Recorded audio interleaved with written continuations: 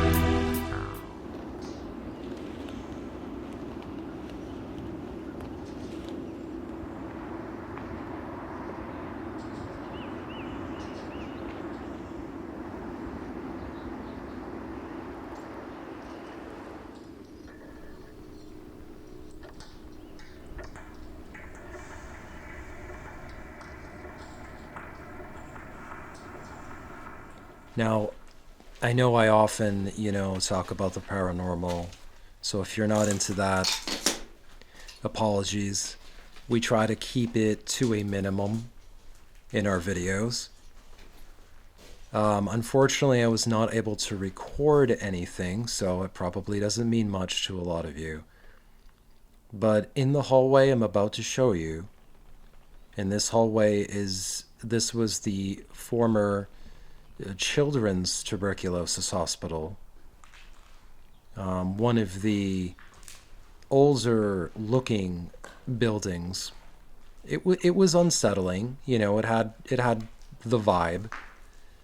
But in recent times, a concern of mine has probably been, not the dead but the living, perhaps people we didn't want to run into in these facilities.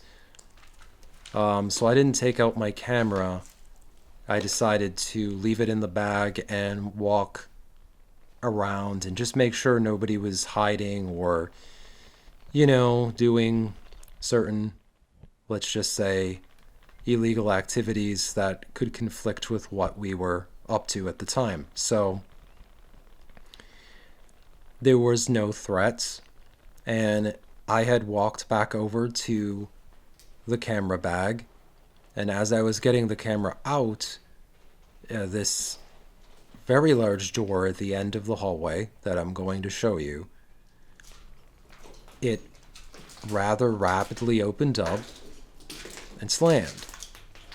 Now, I've seen things like this happen. There's been wind gusts from smashed out windows or perhaps collapsed walls, different things like that. But not only was this not a very windy day, but I couldn't really figure out where a gust of wind would have come from. And I had a very, very bad feeling about this. I suddenly felt like somebody was standing there with me. Both me and Dev did. I approached it with extreme caution, expecting to find some kids on the other side messing with us, and I just went to get it over with to see, what their deal was. And the door started to open back up again, very slowly. And I said, okay, somebody is obviously pushing on this thing because this doesn't make any sense anymore. And I got there, and I stepped through into this large room. Again, it's the room in the footage. You could see there's, nobody, not only was nobody there, but wind coming in didn't really make a lot of sense, and that was it. It was like this feeling just lifted when I went through to the other side, and it's just one of the strangest experiences. Unfortunately, I have nothing on recording, but it's just one of the strangest experiences I have felt since going to these places and making these videos. There's been a few things like this, but this was one of the weirdest that I cannot really fully explain by circumstance.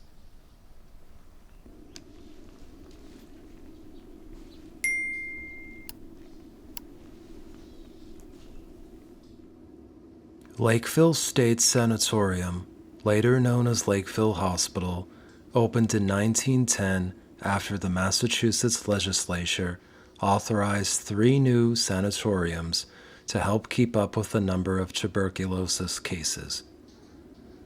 Other hospitals during this time couldn't sustain the demand for the treatment and isolation of tuberculosis patients.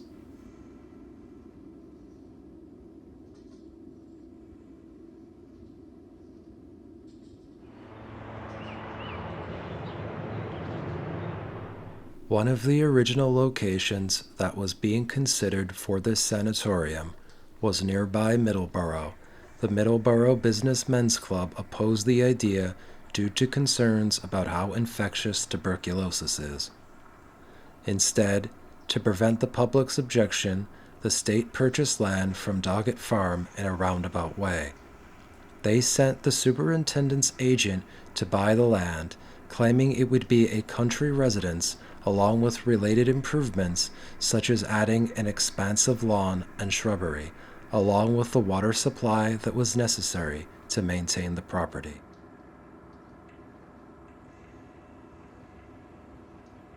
The town of Lakeville's residents were understandably angry when they learned about the deception, and though they threatened to petition not to open a sanatorium there, they never went through with it. Eventually, locals became more comfortable with the concept of a sanatorium and started to affectionately call it the San even after it changed its name.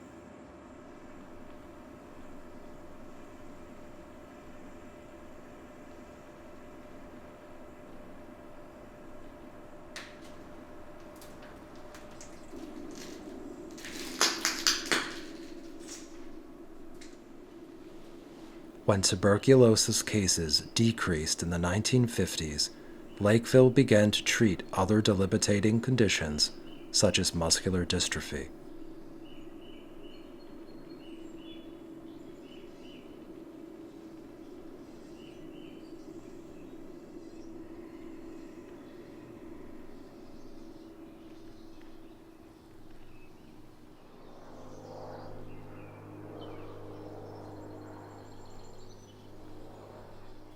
Lakeville Hospital closed in 1993 following a recommendation by the Special Commission for the Study of the Consolidation of State Facilities.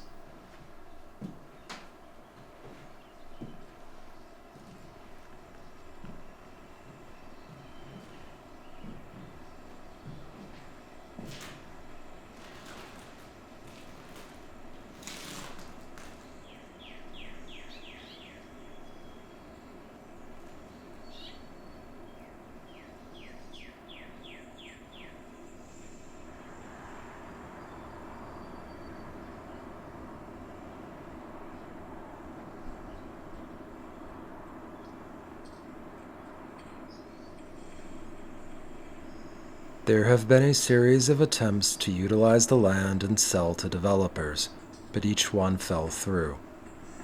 However, in the most recent plan, Rhino Capital plans to build 450 mixed residential housing units.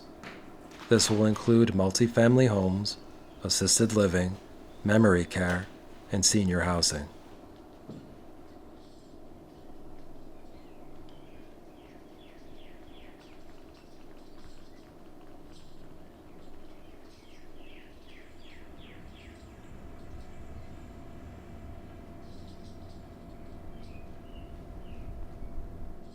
That concludes another episode of Deliciously Decayed Dark Travels.